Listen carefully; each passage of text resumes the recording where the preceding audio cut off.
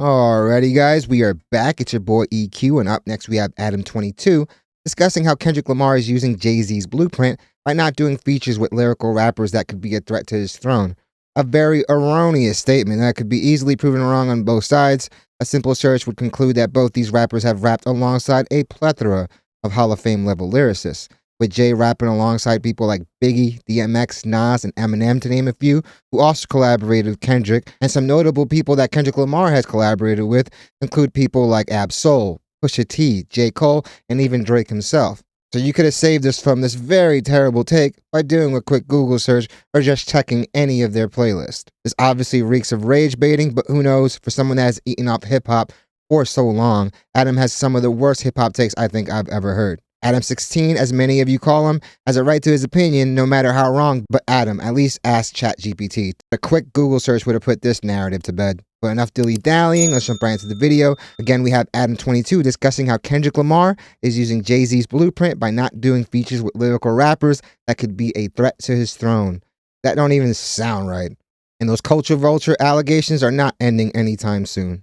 Volumes. I want to say that's volume 1. But either way, they say that about Jay-Z, that Jay-Z would never put on like someone that would be an actual threat to his throne unless they were signed to him, but he would put on somebody like Juvenile. That's like the only feature on this album from a rapper, and it's because Southern rap was like such a different thing at the time that he didn't see him as any kind of legitimate competition. The same way you will never see Kendrick put a super lyrical rapper that isn't signed to him on one of his projects. Wait, they used to say that about Jay-Z? That's the dumbest statement I've ever heard, ever.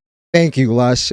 Thank you, Lush. At least we have somebody sensible on the panel. Yeah, man, that has to be one of the worst takes I've ever heard. If you've listened to any of Jay-Z's projects, you could debunk that narrative. Who?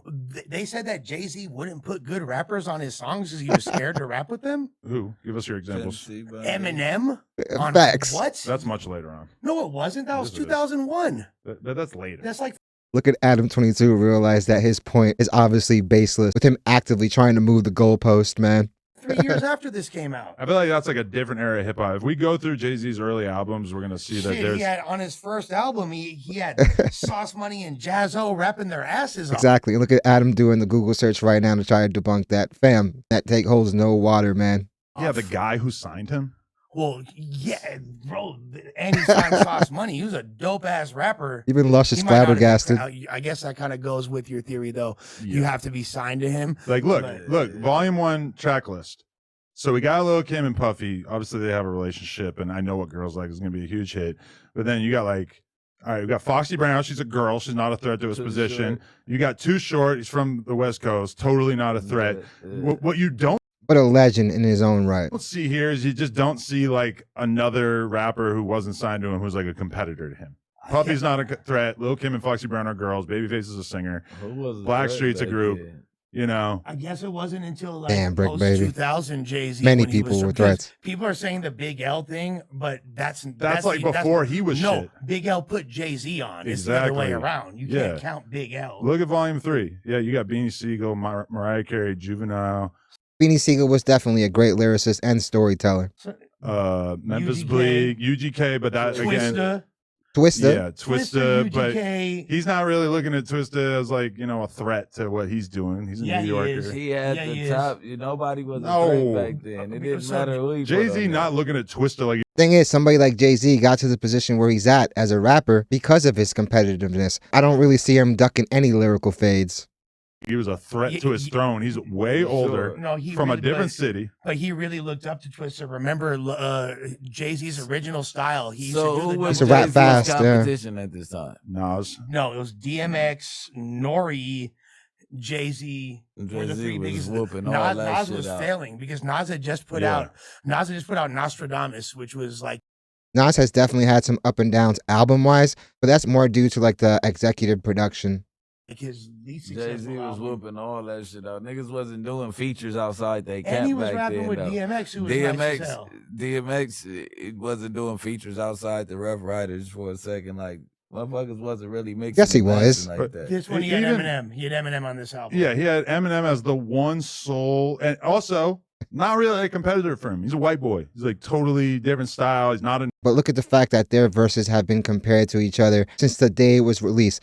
who had the better verse. So you can keep trying to move the goalposts, Adam, and distort what you had originally said, but you're adding a whole lot of caveats that weren't there before, because you have named quite a few lyrical threats. The New Yorker. He was top runner. Dude, That's a different category. No, but Eminem was like the hardest rapper in the world at that Yeah. time. Yeah, but he's a white boy.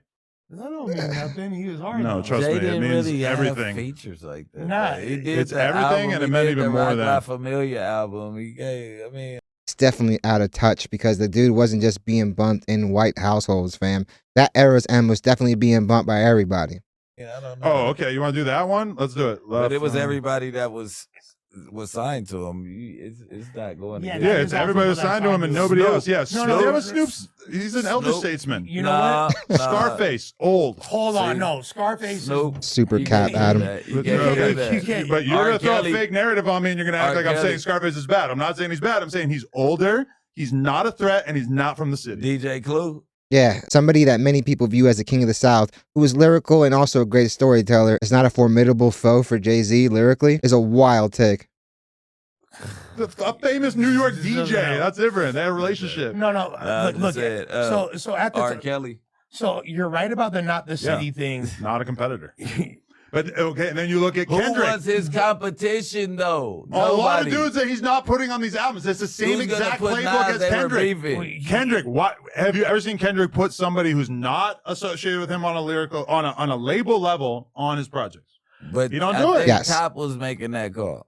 Well, Kendrick learned from the greats. Yeah. Well, also remember, so So- at this time, the best rappers or the most popular rappers in New York in 1998, Name anybody who did that shit while they had it. You They want to didn't know? name DMX. DMX, Okay. Big Pun, and Yeah. Nori and Jay-Z were the four biggest rappers that year. Look it up. You feel me? I'll stand. All right, Like, but name. And they have countless collaborations. Yeah, these are guys that are just out of touch, other than Lush. Brick Baby, I don't even know if he has any type of recollection of rap during these years, because Jay-Z was collaborating with tons of people, many of them lyrically formidable. And Big Pun, who's the best rapper out of Mhm. anyone. I this just mentioned, collab had hella album beef shit with is Jay-Z. new. We're not talking about collab albums. We're just talking But I'm about just putting saying, a rapper like- on your project. Because I'll tell you who learned Brick Baby doesn't even know the conversation he's involved in right now. this All lesson. that's new. I'll tell you who learned this lesson in a more painful fashion than almost anybody is that when Drake was coming out, Drake had a blog, and Drake was posting The Weeknd as if he had signed The Weeknd, hyping him the fuck up, had him help him a shitload with Take Care, etc. And then when it came down to it, The Weeknd signed to like Republic or some shit and didn't sign with Yeah. OVO. And Yeah. Drake basically was responsible for turning The Weeknd into one of the biggest rappers or musicians in the sure. world. And obviously, like, You The don't- Week- While the cosign was obviously big, The Weeknd was going to be The Weeknd regardless. Obviously, The Weeknd does hold a bunch of resentment towards Drake because he sacrificed a lot of his project that went on to be on Take Care, which is what many of his fans deem as his like magnum opus, his best album. So he feels a certain way, and obviously we've all seen Drake on record speak about the whole situation and voice his disappointment. But you have to be really careful how you treat people, because the person that you're screwing over today may be the guy that's running the show tomorrow. want to Weeknd, do that with the he paperwork probably ain't would have right. got there regardless. Yeah. But Of Drake took course. someone who was destined to be his direct competition and built the fuck out of his career without signing him. And Drake has not done that since. Yeah, Yeah. Drake will go do a song with a drill rapper or a Block Boy JB or Yeah, whatever, but he's not yeah. signing like he's not just doing He's a bunch not of gonna music hype with his somebody shit, though. who's a real threat to his throne. You know? Yeah, nobody. The thing is with Drake and a lot of artists, they're going to do collaborations with whoever's hot. So they may not necessarily feel the need to go and collaborate with a super lyrical guy. The guy isn't really buzzing. But to say that Kendrick Lamar and Jay-Z don't collaborate with supremely talented lyricists is a fallacy. It's erroneous. That narrative makes no sense. I don't know where he dug that up from, because all you needed to do was really do a quick search and you'd see the countless examples. I'm so happy Lush called him out on that, even though he did kind of fall back a little bit. But yeah, man, that narrative is almost laughable. And you can tell as Lush was calling him out and Adam 22 was obviously searching, he himself knew that he had said something extremely dumb. But it seems like he was willing to die on that hill. Like I said in the intro, for this guy to have eaten off hip-hop for so long, the dude has had some of the wildest, most awful takes on the culture. You would think being in the vicinity for so long, you'd be able to catch on some of the obvious things. I'm glad Lush called him out, but Brick Baby didn't even know what conversation he was in, because when he chimed in talking about collaborative albums, both of them looked at him like he was crazy. So definitely let me know what you guys think. Definitely let me know what you guys think about Adam 22's narrative that he's spinning, that Kendrick Lamar is using the Jay-Z blueprint in terms of not collaborating with any artist that would be a threat to their lyrical throne. I think it's completely erroneous, and all we have to do is load up Spotify. But definitely let me know what you guys think. Also, let me know if you guys think Brick Baby knew where he was at that moment. So definitely let me know what you guys think. Definitely hit the like and subscribe button, guys. It does the channel wonders, guys. The channel has been doing amazing. It's still growing exponentially. I feel like I say that every video, and it's because it is. I really want to let you guys know how grateful I am for you guys continuing to make this channel a part of your day. It really does mean a lot. All the support and love you show on the channel on a daily is almost overwhelming. So I really want to thank you guys and let you guys know how appreciative I am. And I also love all the dialogues in the comments. So I'm definitely looking forward to what you guys have to say about this situation. I think he is way off mark. But hope you guys love the video, and I hope to see you guys soon. What an egregious take.